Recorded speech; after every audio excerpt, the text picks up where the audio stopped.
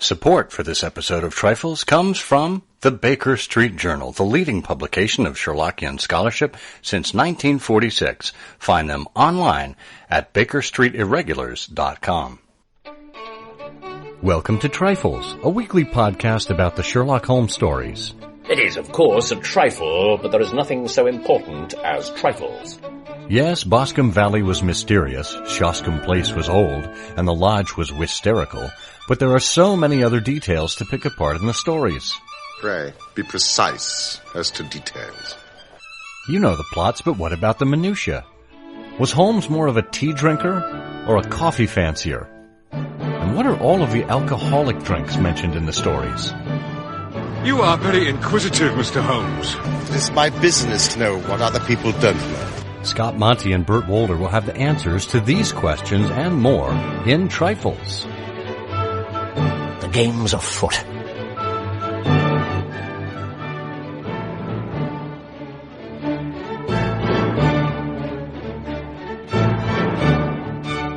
Episode 178, Insomnia. Hello and welcome to Trifles, the Sherlock Holmes podcast where we talk about the little details in the Sherlock Holmes stories. I'm Scott Monty. I'm Bert Wolder. And Bert, I couldn't sleep a wink last week, a wink last night either. Have you been doing okay with your sleep lately? I've been winkling in time, and after that, a little rosemary and some basil. There you go. But yeah, I'm doing fine. Actually, I sleep like Bing Crosby used to say, I sleep like a baby. Sleep like a baby. Yeah, me too. I wake up every hour wetting myself and crying. That's pretty much the thing. Well, let's talk about this topic in just a moment. Let's do our housekeeping first. This is episode 178. You can find it online or find the show notes to it at ihose.co/trifles178. We are available on all of the major social networks, that is Twitter, Instagram, Facebook, YouTube, as I Hear of Sherlock. We ask you to check out our material there and like us or subscribe to our updates there. And, of course, if you have a comment on the show, you can always reach us through those show notes, which goes to our homepage, or you can email us at trifles@ihearofsherlock.com. Thank you once again for your continued support financially to the show. Every little bit counts, even those $1 a month amounts. Those all add up to help us pay for email and hosting costs and all the things associated with running a show. Well, I promised to not make you fall asleep this episode, Bert. I want to retain your attention, but it seems to me that in good luck with that. That's what were you saying? I don't know. Yeah. It seems to me that in recent weeks, amid the lockdown, amid all of the uncertainty, economic and health and otherwise, that some people I've seen online have been saying that they've got difficulty or had difficulty sleeping lately. And Yeah, well, I'm not surprised. I mean, this is a common thing, as I think we'll see when we look at the cases of Sherlock Holmes. You know, when you're dealing with strange events, great upheavals, huge calamities, it would be unusual if you slept soundly. Well, if you did sleep soundly amid that kind of upheaval, it might mean that there's a psychopath lurking inside of you somewhere who doesn't care a whit for consequences or what other people are suffering. And I think that's largely what we see in the Sherlock Holmes stories, isn't it? It's somebody who has something weighing on his or her own conscience. It is somebody who has been terribly affected by an external occurrence. And it is somebody who may be thinking about what comes next, not only from, with respect to their own conscience, but what's happening to, the people that they care about or, to society at large. So why don't we take a quick look at some of the instances of insomnia that we find in the Sherlock Holmes stories? Now, a quick peruse. I don't think I've found the word insomnia specifically mentioned anywhere in the canon. Do you have any recollection of that? Oh, no, I don't think you would. I think, while people talked about sleep a lot, I would be surprised if the word existed before, say, I don't know, 1900, something like that. In terms of its being defined and associated, with I'd have to look that up, but, considering where psychology was, right, and the study of these kinds of disorders, I would be surprised if it was named in the 19th century. Yeah, I don't necessarily think it was. We hear an awful lot about sleeplessness or interrupted sleep. I mean, in 1910, Franz Kafka said that he felt, while falling asleep, a vertically moving pain in my head over the bridge of the nose, as though from a wrinkle too sharply pressed into my forehead. And the next year he kept notes of successive nights without sleep, saying or writing, I believe this sleeplessness comes only because I write. For no matter how little and how badly I write, I am still made sensitive by these minor shocks. During the day, the visible world helps me. During the night, it cuts me to pieces, unhindered. Oh. Well, poor old Kafka. Kafka, was not a great model of healthy psychological practice, and it's not surprising to find his sleep habits were poor. But it sounds from his description like a migraine too that he was experiencing while he couldn't sleep. But just looking around, I see an interesting reference to suggest that Kafka was not alone in any way.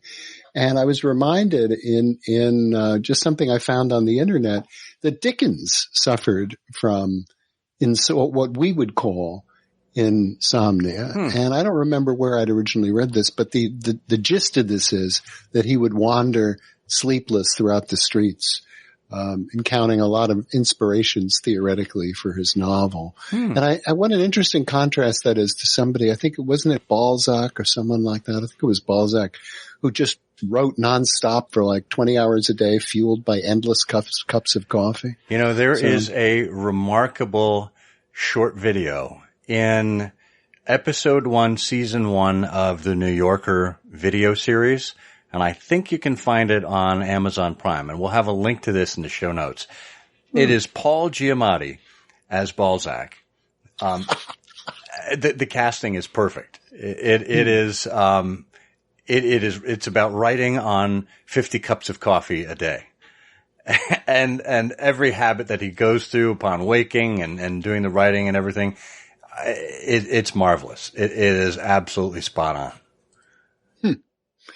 Well, and he's such a great actor. Really. But it's interesting in this whole subject. We do need to get into the individual appearances of sleeplessness in the canon.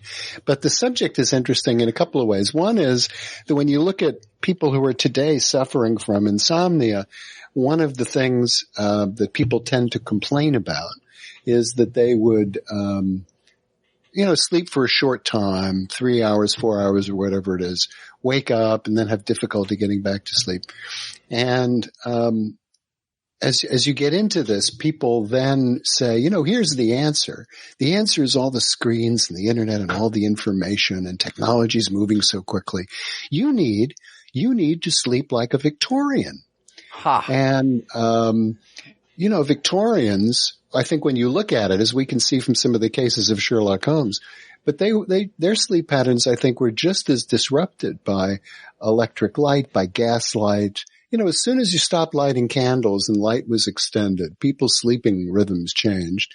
And when you moved from being an agrarian economy where people would get up early to till the fields, at dawn and things like that, or before dawn, all of these patterns were sort of turned on their head. And then there was the Industrial Revolution and machine noises and all of this stuff. So I don't know that Victorians were any great model of sound sleeping in the first place.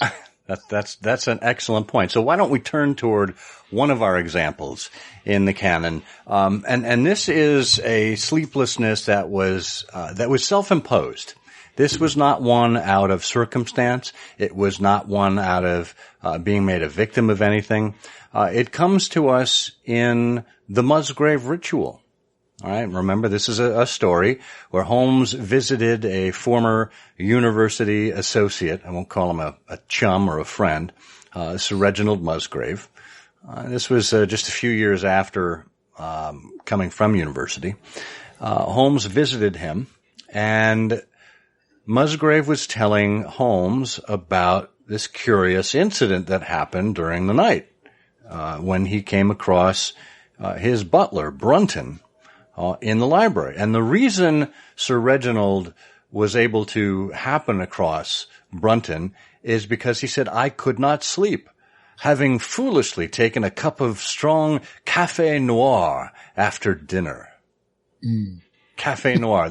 That's the pretentious use of black coffee, or probably more like an espresso. Well, you can charge more if you call it café noir. Oh yeah, I can give you a black coffee for 75 cents. Would you like café noir? So, yeah. Oh yeah. Imported from Paris. That'll do it every time. But clearly Sir Reginald was not used to having caffeine so late in the day, and was trying to lull himself back to sleep by taking one of the books from his library. Evidently not an avid reader either, if he didn't have anything on his bed, his nightstand. Oh, that's a good point. I never thought of that. Now we can infer all sorts of things about Sir Reginald. We can have a whole separate show about the eccentricities at Burleston. Or Hurlston, sorry. Hurlston, yes. Hurlston. I always think of the Basil Rathbone picture with the chessboard when we talk about the Musgrave Ritual. Do you really? Yeah, because I think it was Hurlston. Was it Hurlston or Burl? I can't remember, because even in that picture they had some dialogue about, it was a poem. Of course, they came up with their own ritual, which was much less satisfying than the original Musgrave Ritual. But it was something like Dark Powers at Hurlston Towers or something. Oh, that's right. That's right. Oh. Well, I recall the Granada Musgrave Ritual, which was slightly different from the actual story, because, of course, we have Watson in tow with Sherlock Holmes, and they're much later on in years than when Holmes recounts to us the Musgrave Ritual. But he describes Sir Reginald as an affect of Hurlston Manor, with the distinguished poise of his nose and the tilt of his brow and the mullioned windows, all kind of merging together. So lovely, good characterization there. Well, let's move on. We have other people who were affected by lack of sleep. Where should we start? Well, we can start with Sherlock Holmes himself. Huh. You know, we hear unusually, because Holmes in fact, it may be the only time. Now, there's something interesting to look at. Is it the only time that Holmes complains of lack of sleep? And it's in Lady Frances Carfax, where he says, "No, I could not sleep. This infernal problem is consuming me." Oh no, that's in Sign of Four. I'm sorry. We have another reference to his sleepless night in Lady Frances Carfax, but that's in Sign of Four. And it may be the only time he complains about lack of sleep. Yeah. I mean, he very clearly, intentionally remains awake, brooding over problems. We know, of course, that night he spent at, I guess it was at the Sinclair house in The Man with the Twisted Lip, where he set up an Eastern divan of pillows and set himself up with much tobacco and his pipe while Watson went off to bed. Certainly no complaint there. But in this case, it was not an intentional wakefulness in the Sign of Four. We never hear very much about Sherlock Holmes' sleep habits. Watson, in his early list of Sherlock Holmes, the man, or whatever his interests are, lists a whole bunch of things, but he doesn't list anything like only needs 4 hours of sleep a night. Although he does list some things about his habits. Well, he did in, I guess it was in A Study in Scarlet. He said it was rare for him to be up after 10 at night, and he had invariably breakfasted and gone out before I rose in the morning. Yeah, so we know he's, quick to bed and quick to rise. Yeah, early to bed, early to rise. I guess he was healthy, wealthy, and wise. He says, at least once, I'm a poor man, so we know he wasn't wealthy. Well, when faced with a 6,000-pound check from Lord, I guess that was Lord Holderness, Duke of Holderness, anyone would be poor by comparison. His tense was all wrong. He should have said, I was a poor man. I was a poor man. Well, the reason the reason the tense was off is because of that tent joke. We won't get into that. One other instance of Holmes and sleeplessness before we get to the back half of the show and talk about a whole other cast of characters. It was in Lady Frances Carfax, where Watson came upon him in the morning. He said he was in his dressing gown, but his pale, hollow-eyed face told me that his night had been a sleepless one. Again, a problem that was giving him undue consideration, that you knew that when Holmes had that glimmer in his eye, or when that spark finally came, that he was roused to action. But in the meantime, he was just that engine tearing itself to pieces as he was trying to figure out these problems. But it's an interesting difference, because it's not just the problem. I mean, he's perfectly capable of puzzling forever about solving a particular problem, as you would, trying to untangle a metal puzzle or a wooden puzzle or any kind of thing you were just sort of picking at. But in the Carfax case, he was very fearful of her life. He remarks, I very much fear some ill has befallen the Lady Frances Carfax, or whatever those exact words are. So there's a case where he's really worried about someone's life, and there's still time to do something about it. Yeah. No, I think that's a great example, of what we talked about in the early part of the show, of something weighing on someone's conscience, and making them lose sleep. That's a fine example. Well, we would like you to set a fine example by listening to this quick word from our sponsor. Spring is here, and that means the spring issue of the Baker Street Journal is beginning to arrive all around the world. In this issue, it's the usual lineup of great scholarship, like a re-examination of the Reichenbach Fall by Derek Belanger, and just his type, an analysis of the Decopay warning in The Hound of the Baskervilles by Jessica Schilling. And in this issue, a very special word from Wiggins.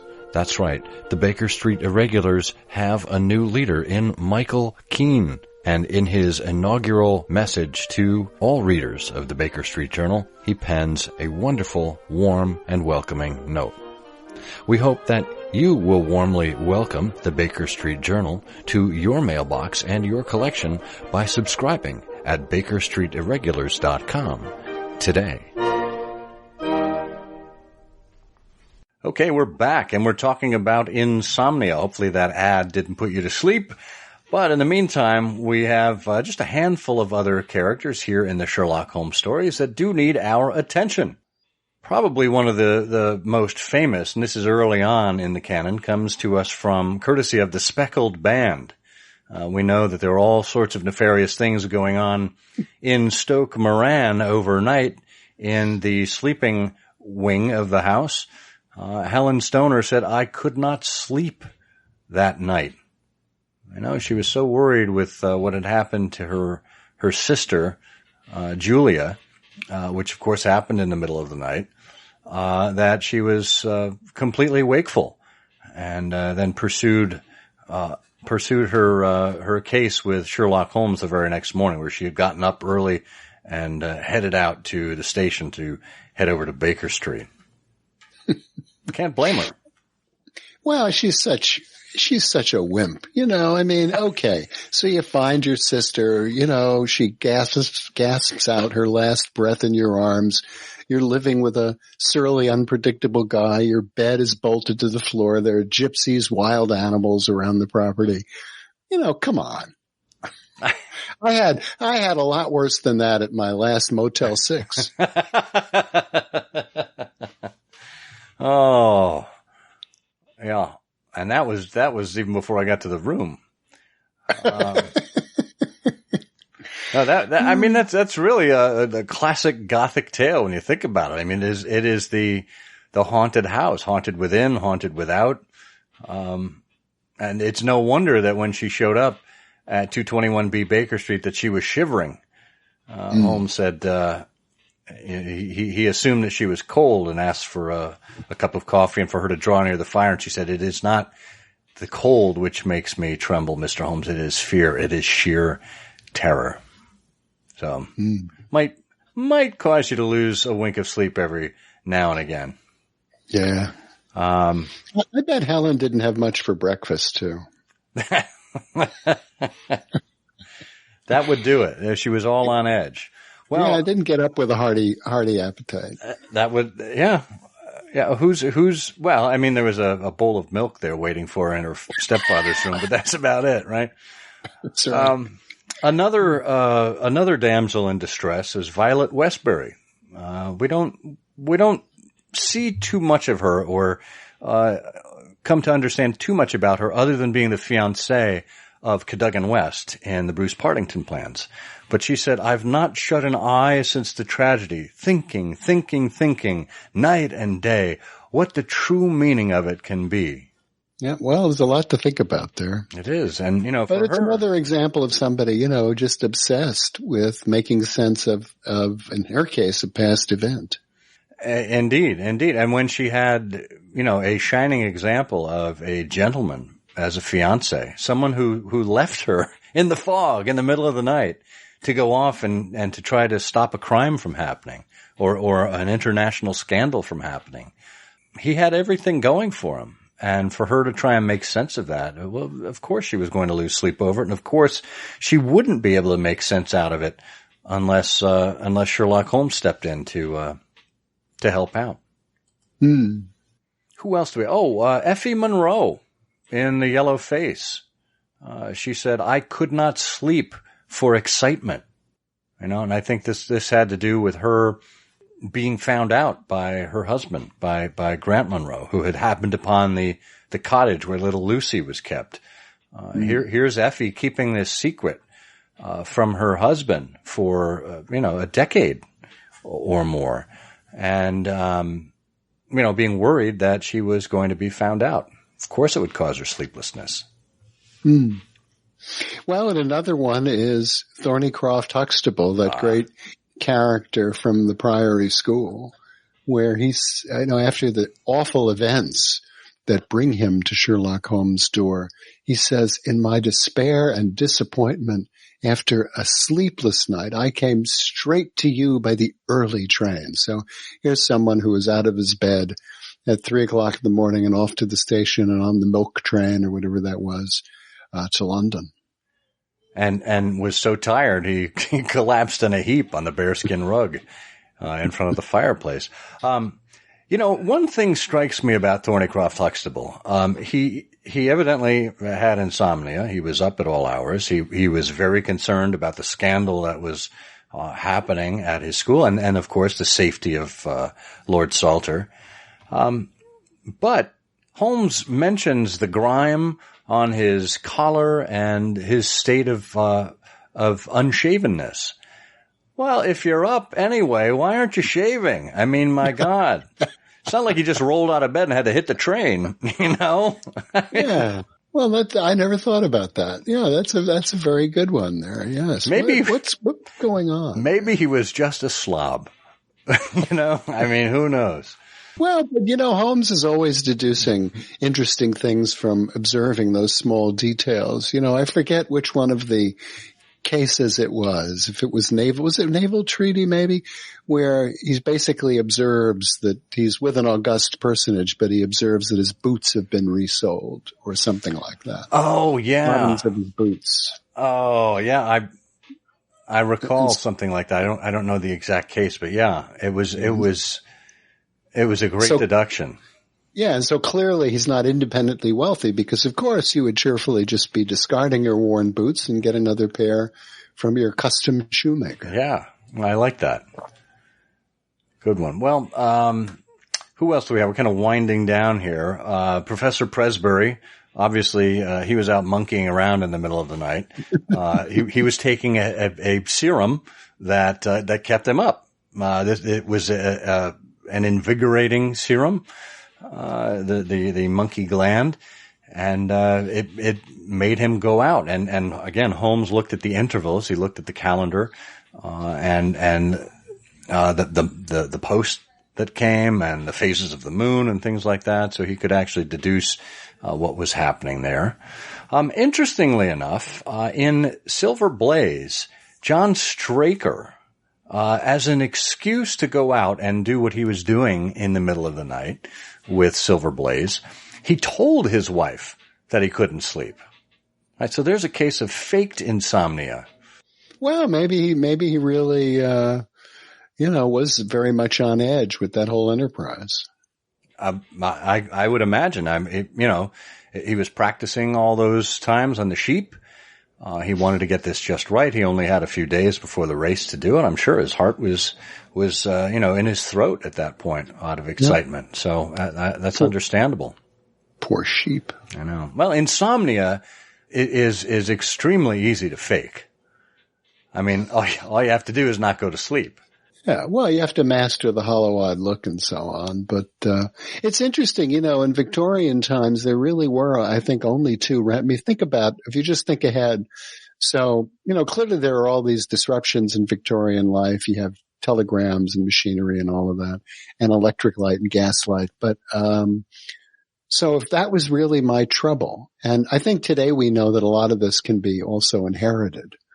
So there is a genetic component to it. But what would you do? About the only thing you could do is take dope in one form or another. You take laudanum or something, or alcohol. You take gin or Watson's, what Morley called Watson's Universal Specific brandy.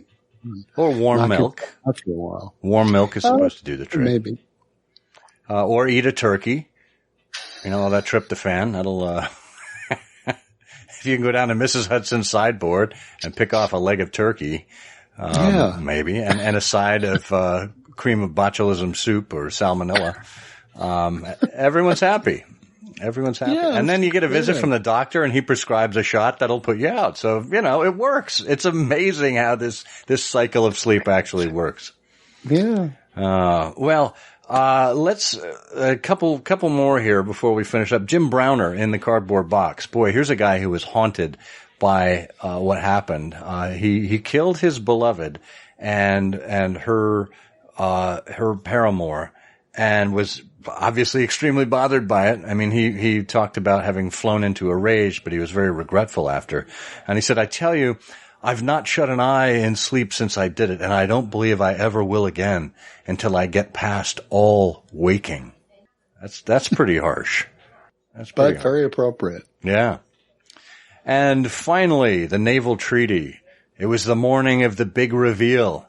And Watson tells us of how Holmes and Phelps, Percy Phelps, and he, Watson, all had a night that was filled with wakefulness or sleeplessness. Holmes, he said, "I knew from his excited manner there was not much of hope. There was not much hope of sleep for him." Watson himself, he said, his mood was infectious, for I lay tossing half the night myself. And then of Phelps, he said he appeared haggard and spent after a sleepless night. And of course, all are ushered into the bright, airy sitting room of Baker Street the next morning, and un, deux, trois, the reveal of not Ham, but the Naval Treaty. Yeah. But that's wonderful. You know, that's Holmes excited and sleepless because he knows how great this is going to go over the next morning. I really like that. Oh boy, is this great! It's him pulling the ultimate prank, and you know, you can't wait to see what it's like. You know, I've seen this from our kids who get so excited on birthdays or holidays with something that they've crafted or something that they've bought, and are giving it with such wonderful intentions, and they can't wait to see the other person's reaction. And boy, if Christmas Eve for most kids isn't a night of sleeplessness, where you're really trying to go to sleep hard so Santa will arrive and you can get up the next morning and unwrap all those presents, I don't know what is. Yeah. Yeah. And that is very substantial. It is not a trifle. It is, of course, a trifle, but there is nothing so important as trifles. Please join us again next week for another installment of Trifles. Show notes are available on SherlockHolmesPodcast.com. Please subscribe to us on Apple Podcasts and be sure to check out our longer show, I Hear of Sherlock Everywhere, where we interview notable Sherlockians and share news of the Sherlockian world. You've taken my breath away, Mr. Holmes. And now, Watson, I commend to you the universal answer to almost all problems. What's that, Holmes? Sleep.